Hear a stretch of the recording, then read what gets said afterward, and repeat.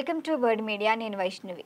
ఆంధ్రప్రదేశ్ అభివృద్ధి కోసం కూటమి ప్రభుత్వం మరొక 15 సంవత్సరాలు అధికారంలో కొనసాగాల్సిన అవసరం ఉందని ముఖ్యమంత్రి చంద్రబాబు నాయుడు పేర్కొన్నారు.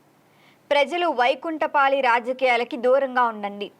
రాష్ట్ర భవిష్యత్తును మీ భవిష్యత్తును దృష్టిలో పెట్టుకొనే మీరు ఓటేసే నిర్ణయాలు కూడా తీసుకోండి అంటూ పిలుపునిచ్చారు. రాజకీయ అస్థిరతో రాష్ట్రం ఎప్పటికీ అభివృద్ధి చెందదు. దీర్ఘకాలికంగా పాలన ఉంటేనే ప్రణాళికాబద్ధమైన అభివృద్ధి సాధ్యం అవుతుంది అని కూడా స్పష్టం చేశారు. 2019 నుంచి 2024 వరకు రాష్ట్ర ప్రజలు వైసీపీ ప్రభుత్వంలో భయభ్రాంతుల మధ్య జీవించాల్సి వచ్చిందంటూ కూడా చంద్రబాబు జగన్ను విమర్శించారు. మరి ఆ కాలంలో చూస్తే విధ్వంసకర పాలన వల్లే రాష్ట్రం అన్ని రంగాల్లో వెనుకబడిపోయింది. రాష్ట్రానికి పెట్టుబడి పెట్టడానికి వచ్చిన పారిశ్రామికవేత్తలు కూడా జగన్ను చూసి వెనక్కి వెళ్ళిపోయారు. మరి అలాంటి పరిస్థితుల్లో 2024లో ప్రజలంతా కలిపి కూటమిని విజయం సాధించేలా చేశారు. మరి ఇదొక విప్లవాత్మక పరిణామం అని కూడా వివరించారు. అధికారంలోకి వచ్చిన వెంటనే రాష్ట్ర ఆర్థిక పరిపాలనా సిచ్యువేషన్లపై ప్రజలకు స్పష్టత ఇవ్వాలనే ఉద్దేశంతో 7 శ్వేతపత్రాలను విడుదల చేశామని బాబు గుర్తు చేసుకున్నారు.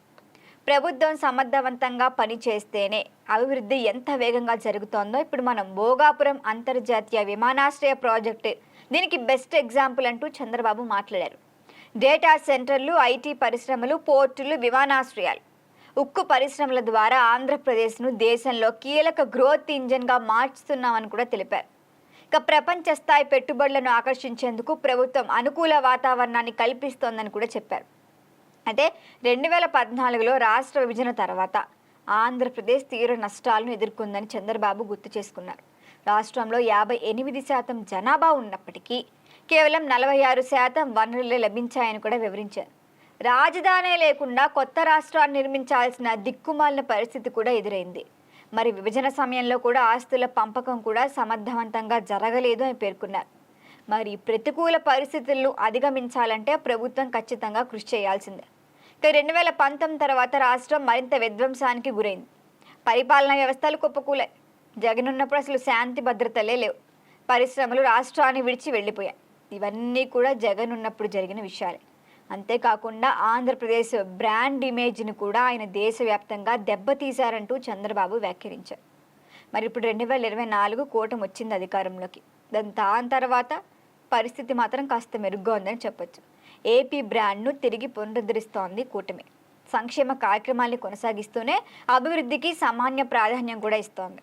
ప్రాంతీయ సమతుల్యతను దృష్టిలో ఉంచుకొని అభివృద్ధి కార్యక్రమాలు అమలు చేస్తున్నామని కూడా చెప్పారు చంద్రబాబు. ఇటు అమరావతి రాజధాని, అటు పోలవరం ప్రాజెక్టు, భోగాపురం విమానాశ్రయం, ఇతర కీలక మౌలిక వస్తువుల ప్రాజెక్టులను కూడా వేగవంతం చేస్తున్నారు. ఇక భవిష్యత్ అవసరాలను దృష్టిలో పెట్టుకొని క్వాంటమ్ టెక్నాలజీ వంటి అత్యాధునిక రంగాలపై కూడా ఇప్పటికే కూటమి దృష్టి సాధిస్తోంది. మరి చంద్రబాబు ఈ సందర్భంగా మీడియాకు కూడా ఒక విజ్ఞప్తి చేశారు. ప్రభుత్వం అమలు చేస్తున్న అన్ని కార్యక్రమాలను ప్రజలకు సమగ్రంగా వివరించే బాధ్యత ఖచ్చితంగా మీడియాపైనే ఉంది. కేవలం వార్తలు అందించడమే కాకుండా ప్రజల్లోకి చైతన్యం, ఆలోచన కలిగించే విధంగా మీడియా వ్యవహరించాలంటూ కూడా చెప్పారు చంద్రబాబు. మీడియా తలుచుకుంటే సమాజంలో గొప్ప మార్పులు కూడా తీసుకురాగలదని అభిప్రాయపడ్డారు. అదే సమయంలో 1924 మధ్య జరిగిన పరిణామాలను కూడా ప్రజలకు గుర్తు చేయాలని ఆయన కోరారు. ఈ కాలంలో ప్రజలు ఎదుర్కొన్న ఇబ్బందులు, లోపాలు, రాష్ట్రానికి జరిగిన నష్టాలను కూడా మీడియానే తెలియచేయాలన్నారు. ప్రస్తుతం కూటమి ప్రభుత్వం అయితే 2 ఏళ్ల పాలన పూర్తి చేసుకుంది. మరి ఇప్పుడు ప్రభుత్వం చేసిన మంచి పనులతో పాటు లోపాలని కూడా నిర్మాణాత్మకంగా విశ్లేషించాలని చంద్రబాబు సూచించారు. ఇదేమైనప్పటికీ కూటమి గట్టడుగులే ఇస్తోంది. చూడాలి మరి ఏం జరుగుతుందో. దీనిపైన మీ అభిప్రాయాన్ని తెలియచేయండి. చూస్తూనే ఉండండి బర్డ్ మీడియా. ఈ వీడియో మీకు నచ్చినట్లయితే లైక్ చేయండి, షేర్ చేయండి, సబ్స్క్రైబ్ చేయండి. మరిన్ని అప్డేట్ల కోసం మా వాట్సాప్ ఛానల్ను ఫాలో చేయండి.